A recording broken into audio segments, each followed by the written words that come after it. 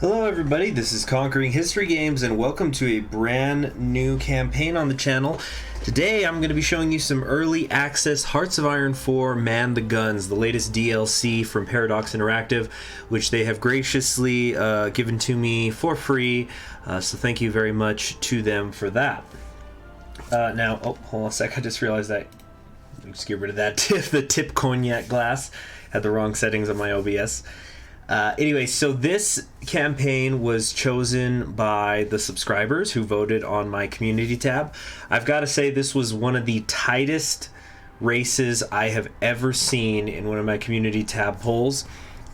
There were many occasions where the front two, the first two in the poll were neck and neck, and they were trading off. But it's I decided, okay, I need to finally sit down and record some of this so I can get it up by the time the embargo drops.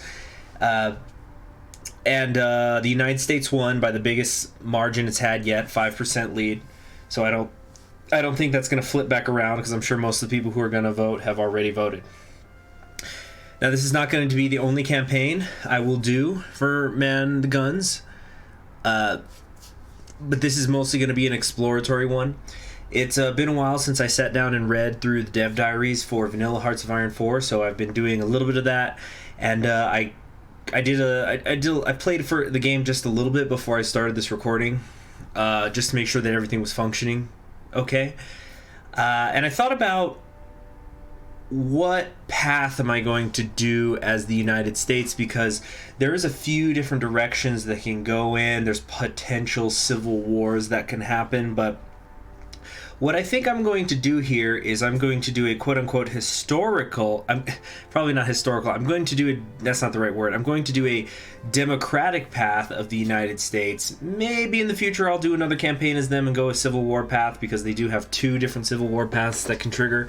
But for right now, I'm going to just be playing the democratic way. But with a twist. Well, first off, do I want to do Iron Man mode? Actually, I'm not even sure. I don't think I can get achievements while I'm in early access, so no Iron Man mode here. But I'm also going to leave the historical AI focuses off.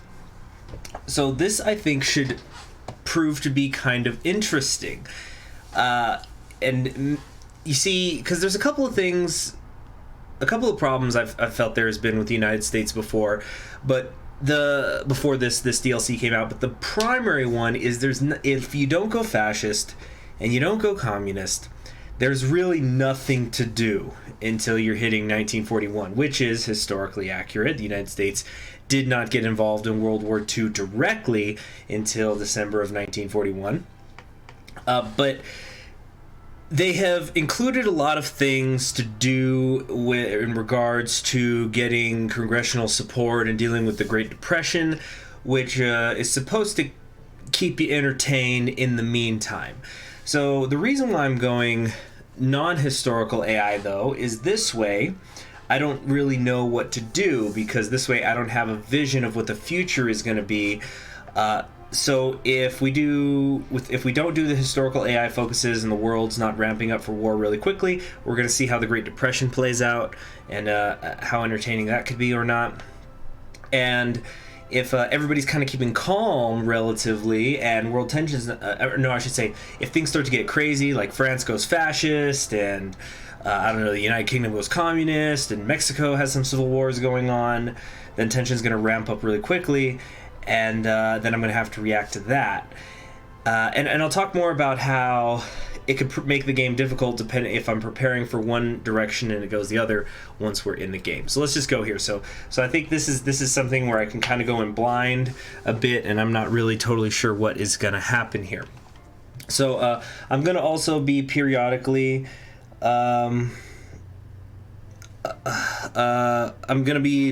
talking about the new features that there are, for those of you who do not know.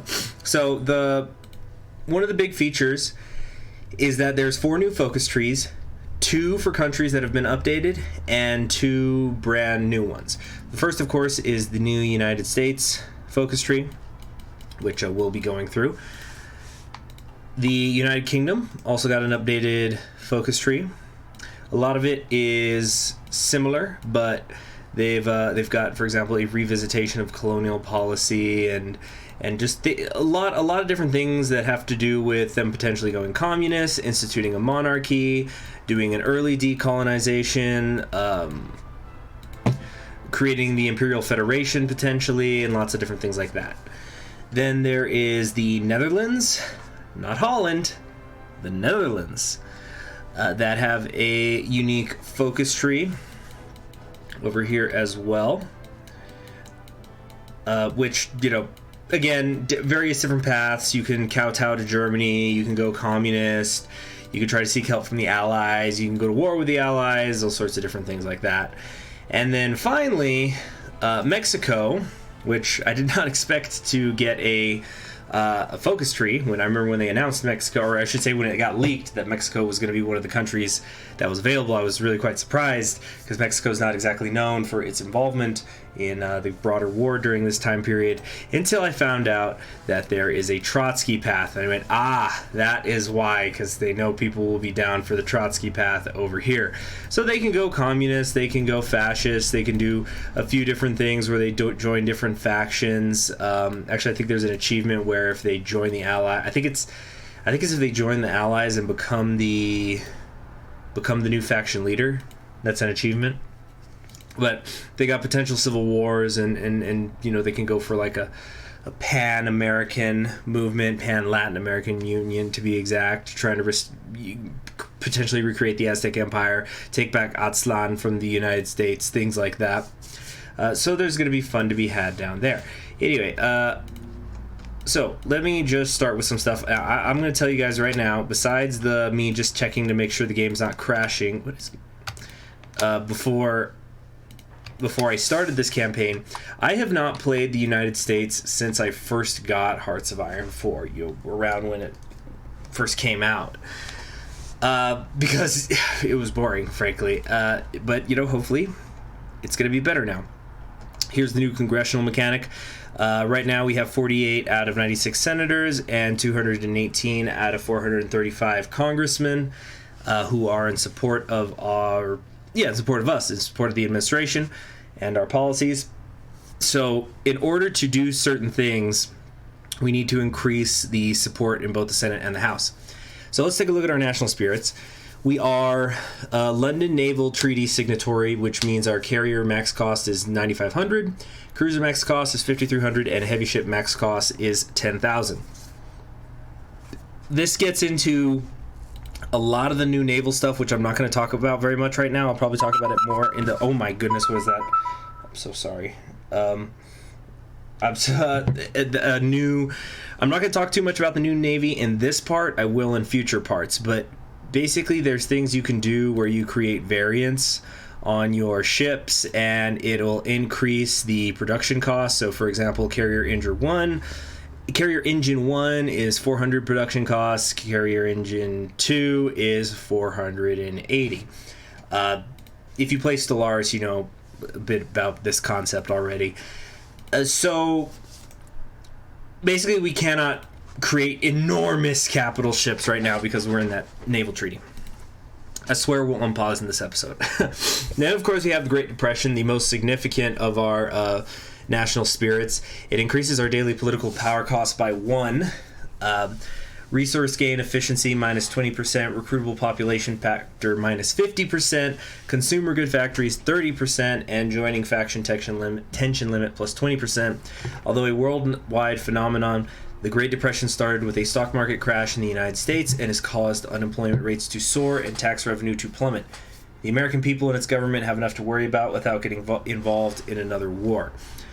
Finally, home of the free, ideological drift defense plus 20%. I could have sworn that used to be plus 25%, but I guess with the alternate paths, they wanted to speed things up a little bit. All right, so we're going to continue the New Deal, first off. That's going to give us 150 political power, so I can hire a minister or something. Let's do some research here. I want to quickly point out, land doctrine has changed, as well as the other doctrines. So, for example, we've already got the initial one here, but let's say we wanted to come down to take delay. It's going to take us 347 days to research that, unless we spend 100 Army experience, in which case we'll get a 100% research bonus. And I think that's a pretty cool idea that they've done here. You can also do the same here with your naval doctrine. You can say the submarine operations will be 231, or we could spend 100 Navy experience and to get the bonus on that. That reminds me, I'm going to have to organize my Navy real quick before the end of this episode for something. Or actually, before we unpause. And I think I will take delay here, and then we'll take the usual 3. Because I don't know how wild things are going to get without the historical AI on. So I want to sort of be in a position where we can be thinking, well, okay, what's my army going to do? First thing I want to do, I know that this isn't super efficient, but we're going to first bring the entire army back here into the United States, and then I'll send some of them back out to the Pacific Islands and stuff to garrison those areas, as well as Puerto Rico and Panama. But let's just first get everybody organized together. By the way, we've got our fuel up here. I'm going to talk about that later when it's pertinent. All right. We got a lot of naval ships queued up. I'm not even going to be thinking about my Navy right now, at least not for a while. We got a pretty big one already. So I'm just setting this up so whenever one's done building, it'll queue up the next one and so on and so forth, and that way I don't have to think about it. All right, military factories. We have a real deficit in a lot of equipment. I just want to get some motorized in the queue, and that'll be it for now. We'll put the rest into infantry equipment. Let's trade for a little bit of rubber, because that and chromium are always the things the United States is missing. And I swear we're almost going to unpause here. So this is the new naval screen here. So you can see we have different battle forces. So like over here, this is our Californian battle force that we've got here along the coast. You know, Destroyer Division 20 is up here, whereas we've got our battleship battle force over here. So what we're just going to do is I want to first merge everybody. Terrific. We're going to get all these merged. Oh, wait, no, that was already merged. Okay. Okay. Now, we're going to get everybody training. You can do naval exercises. This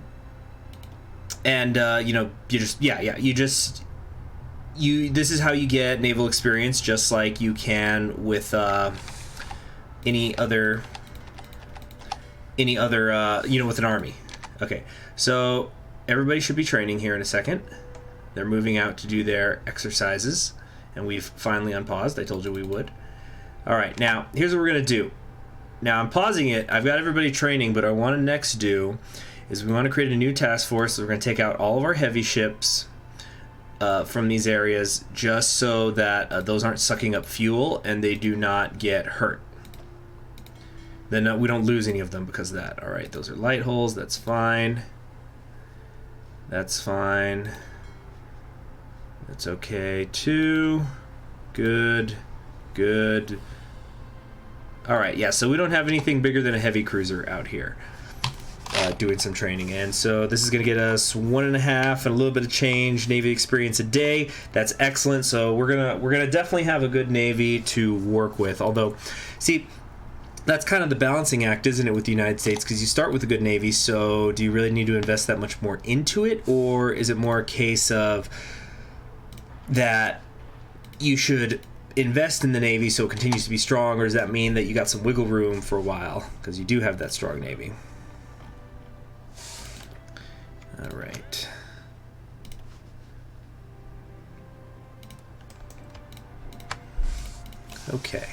Okay, so up here is our fuel. It shows us how much we have. Right now we are consuming 4.8 a day.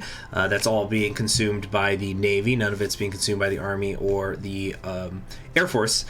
Our fuel capacity is 1.8.4K. Note, because of the undisturbed isolation, it's lowering our fuel stockpile capacity. Now I'm not gonna be messing around with the Senate and House too much here at the beginning. In fact, let's just go to 5-speed.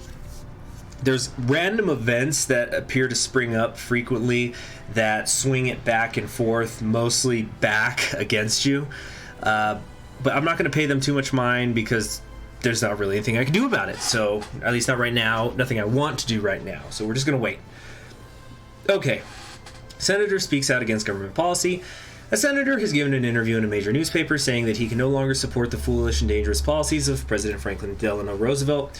He further claimed he knew several other senators who thought similarly and would abandon the president in short order. He'll come running back soon enough. So we just lost up to 4 senators. It always seems to be a dice roll, too. So you got to be flexible.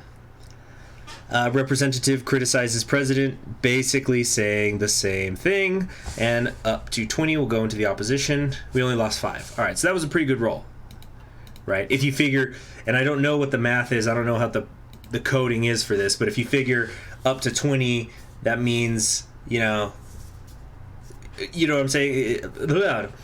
Well, I'm just so tongue twisted today. I think it's just because it's been a long day doing this, like, towards the end, and it's also the end of the week for me. So there's a lot of, if you figure the dice roll, we did pretty good. We could have lost 20 congressmen and we only lost 5. So very, very good. All right, everybody looks to basically be here. Now we will redistribute everybody out into the Pacific, just these cheap divisions. Okay, here, we got them in Wake. Let's get them in Wake. A lot of setup in this episode, I know, but we'll get moving soon enough. Is that everybody? Is that all my islands? Mostly? Yeah. No, that's not us. Okay, that's fine. Anything else is not important, right? That's France. Okay. France can take care of their own stuff. And the Spanish Civil War has begun. I'm telling you, look, Paradox, thank you very much for the free stuff. Get a Spain tree going, please. People always are asking me what new country needs to get a tree. I always answer Spain, Spain, Spain, Spain, Spain. They could each have one. Do Nationalist Spain and Republic Spain. Different ideologies they can go in depending on who wins. The Republic could be democratic or communist. The nationalists could institute a monarchy, or fascists go fascist. It writes itself, I'm just saying. Okay. So, at a speech today, recognized the rights of Stanley Baldwin, recognized the rights of all people for self-determination. They have resolved to set all imperial subjects on the path to independence, the conclusion of which is intended to occur within the foreseeable future. Okay, so we're looking at some... Okay, so some decolonization is going to be happening here, I think. Oh, they're going to do the 3-nation solution eventually. Oh, sorry, I didn't realize we were paused. But okay, that's already interesting, because I think this is a specifically DLC path. A lot of I don't have like a printout or a reference chart exactly, but there is some stuff. For example, fuel is going to be free to everybody. That's just going to be part of the update. But you've also got things like sections of the UK's tree. Now, first thing I want to do, here we go, Robert Taft, son of the other Taft, President Taft. Our silent workhorse is going to give us another 15% political power, because there's a lot of things to spend political power on here, as you can see. All right, now, what I think we got to do next, we can get a 5th research slot here. I want to go for limited intervention, because depending on how these alternate histories go, there could be a lot of civil wars out there that I want to help out with. We've got our War Department stuff out here, as well as the War Plans divisions. I think that could wait for now. So we are going to do WPA. Millions of people are still, that's the Works Progress Administration. Millions of people are still suffering the unemployment resulting from the Great Depression. An agency to put these people to work on public projects may not fully solve the problem, but the Work Progress Administration is a step in the right direction. So it's going to give me another 150. So I've been trying to think about where I want to spend that 150. I'm awfully tempted to just go grab Omar Bradley for the Doctrine speed and the Army experience game, but 0.05 is just so little when you get right down to it. And I can't help but feel that there must be something better to spend that on. Now, there's some interesting stuff we can do here. We could possibly suspend the persecution of American citizens for their political views, no matter how abhorrent they may seem, is fundamentally at odds with the values of this country. It must cease immediately. Okay, so we got some senators that support us. Great. That was free. And we have some decisions available here. Yeah, the second London Naval Conference is about to happen. It's not a big deal. It's just gonna... Well, let's see what happens, but... It's not super important for us right now. Actually, shouldn't it have happened already? Has it not been 5 days? 0 days. There we go. Second London Naval Treaty signed. Delegations from Britain, France, Italy, Japan, and the U.S. met in December of 35 to discuss a renewal of the first London Naval Treaty, which restricted the number and size of cruisers and submarines.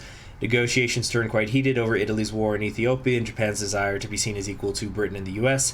With negotiations now at an end, the signatory nations have agreed on limits to the size of battleships and our aircraft carriers in the hopes of preventing another ruinous arms race. Alright, so that's all that is. And we can leave it if we wanted to later. House hearings into presidential misconduct. Ouch, that was 30 representatives we just lost there. But as I was saying, I don't know exactly what I want to do, because I think I want to get some limited intervention happening sooner rather than later. But this is blocked out for us right now. The reason being that we have to have at least 58, and this is, by the way, this is just such a nice little quality of life thing, because they could have easily not done this and screwed it up, is it says we need at least 58 senators and 261 representatives to help us with this, and then it shows what we have there, so we don't have to be clicking back and forth, you know? So that's just a really nice quality of life thing that they've already included, and I'm very happy about that. Anyway, if we do a limited intervention, this is these are basically the two I'm going to compare to you the two things I'm debating which way I want to go. Limited intervention is going to give the national spirit to the United Kingdom, join faction tension limit minus 25%, send volunteers tension limit minus 35%, guarantee tension limit minus 20%. It'll change my economic law to civilian economy, consumer goods 35%. As compared to like right now where it's 50%, so that's nice, and all the other things that go with the civilian economy. Now, once this passes, a lot of senators and representatives are going to go back into opposition. So it's basically you're spending the political capital to get people in the Senate and the House of Representatives to do this for you, and then they retract. And this is also going to hurt my stability. Now, passing this law will make it significantly harder to mobilize my economy. So, we could go for the Agricultural Adjustment Act. This is going to reduce the effect of the Great Depression, because it's not just one and done where it just turns off now. It gets slowly reduced. So if we do this one, daily political power cost minus 0.35%, which is really sweet considering that right now we're only gaining 0.45 political power a day. Even that's with Robert Taft, and 89% stability. Recruitable population will go up by 10%. That's not a really big deal. Resource gain efficiency plus 5%. That also doesn't really matter. But consumer good factories will go down by 5.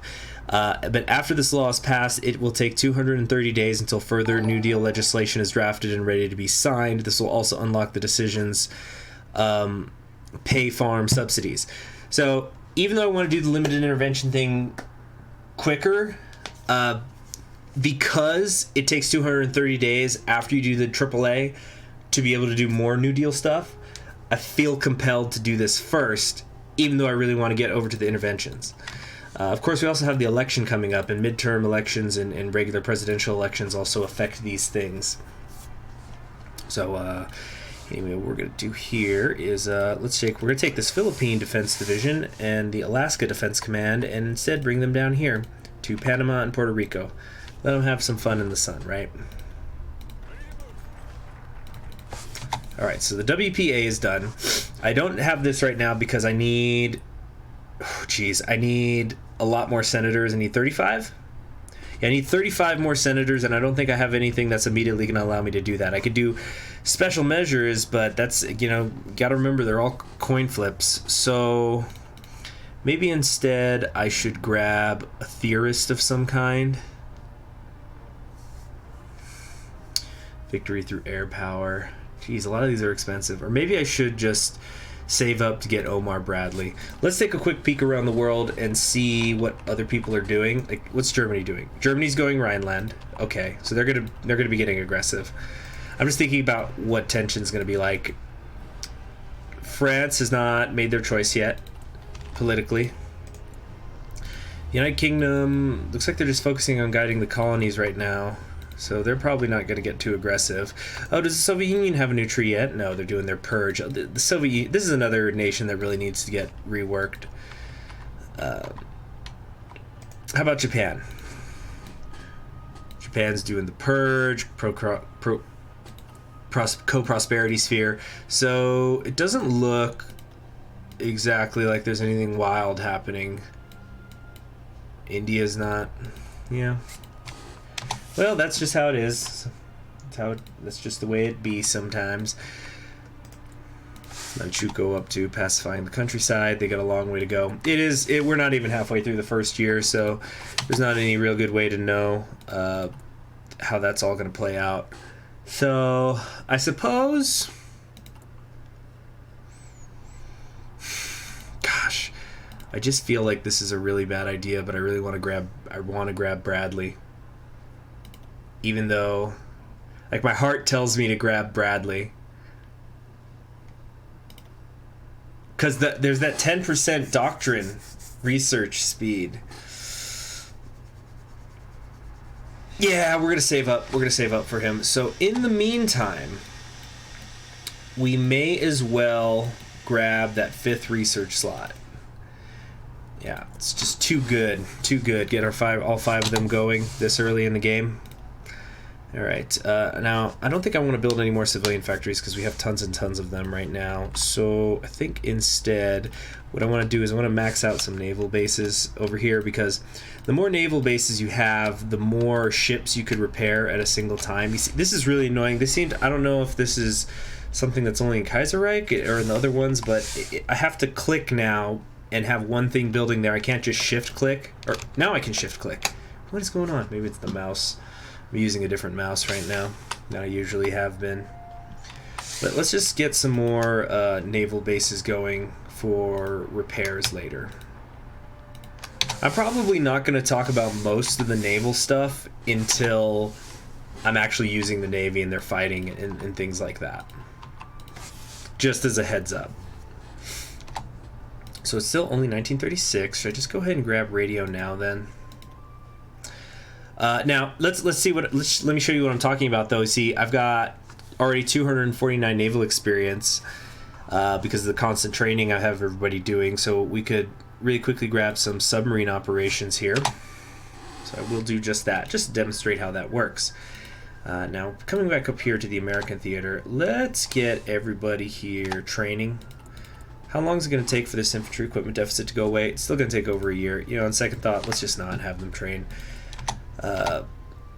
And it's going to take us about 4 months, give or take 4 months, until I'm able to get Bradley, which will still be in 1936, so that's pretty good. Now, what I want to do next is we've got 40 days. You just have so little political power as the United States, so I'm trying to think about what focuses I want to take and which ones I feel are actually necessary.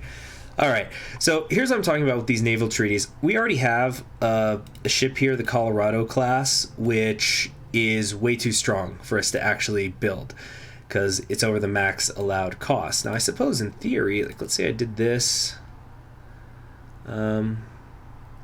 See, it also costs naval experience to do these things, so like, you know, if I did some of this stuff, you know, the production cost already comes down. Like if I just got rid of some of the things that are as good, production cost then goes under 10,000. But we're probably, oh yeah, there's also ways to classify your design. So you got battery, you know, mines and whatnot. So like these are just, they're just like the how you can give them insignia to the infantry equipment and stuff like that. So that's what that is. But we're just gonna leave that be for now. Although, whoops, I forgot to actually assign them. So I think we're just destroyers is what I'm thinking. Destroyers. Let's actually make a little variant here. Yeah, like for example, we don't have this radar module in here, so this is going to cost us 5 experience. It's going to increase subs detection by 4, but also cost 50 more production costs. But I think having that sub detection is going to be really good, particularly if we get into it in, in Germany, against Germany.